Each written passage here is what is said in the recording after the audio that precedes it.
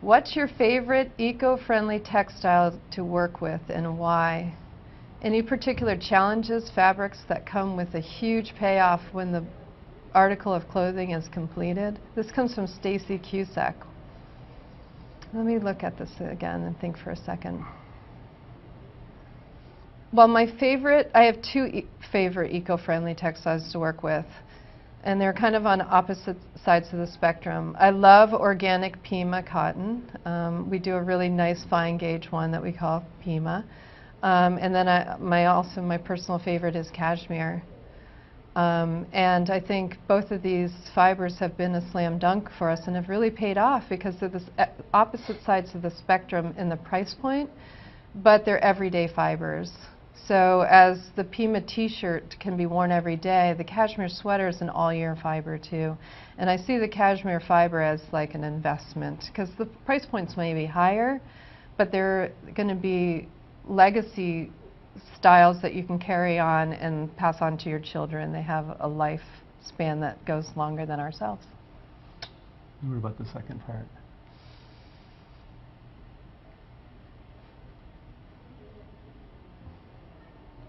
Any particular challenging fabrics that come with a huge payoff?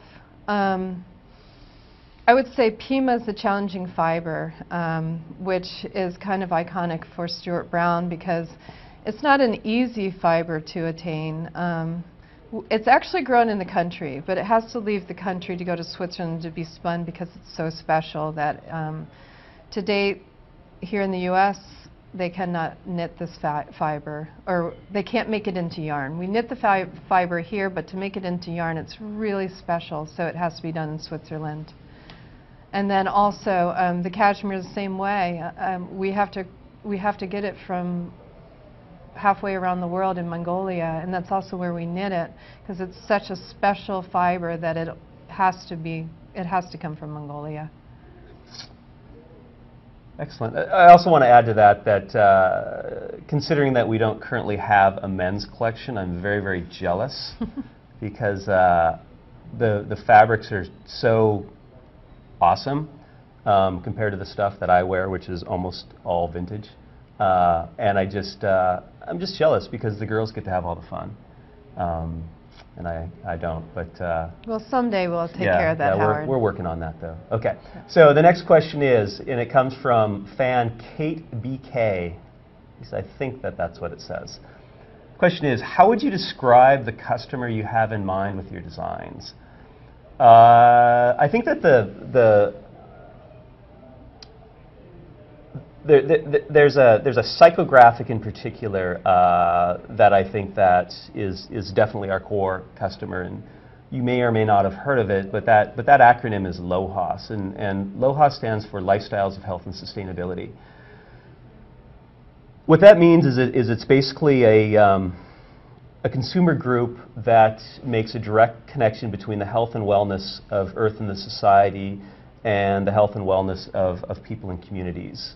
And this consumer also is, basically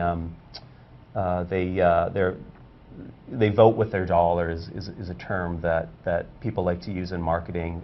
In other words, they're extremely loyal, and along those same lines, they're educated. They're opinion leaders.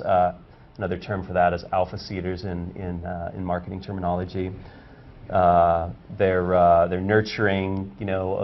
They see the world sort of through a filter of children and animals and all the living things that are out there. And first and foremost, they care. They care a lot. They care about the world. They care about the environment. They care about their kids and their school. And they also care about style and fashion.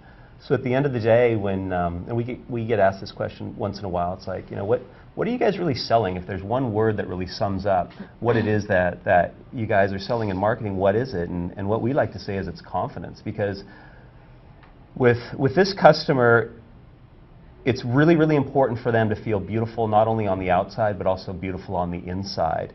And all Stewart+Brown really does is we bring that internal beauty to the outside and really create the canvas for the person. And for that person, it's important for them to know that what they're wearing was made under ethical conditions, and it was made in a harm-free environment. And, when we started the company, the reason that we call it Stewart+Brown instead of some funny, funky name is because, we felt that human values need to be associated with brands and especially a clothing company. Otherwise, it's kind of meaningless. And, we're held accountable for our actions, whether we're an individual or a brand.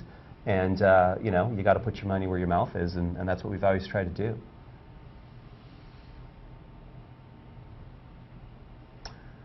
This question comes from Diana, and the question is, do you have trunk shows on the road?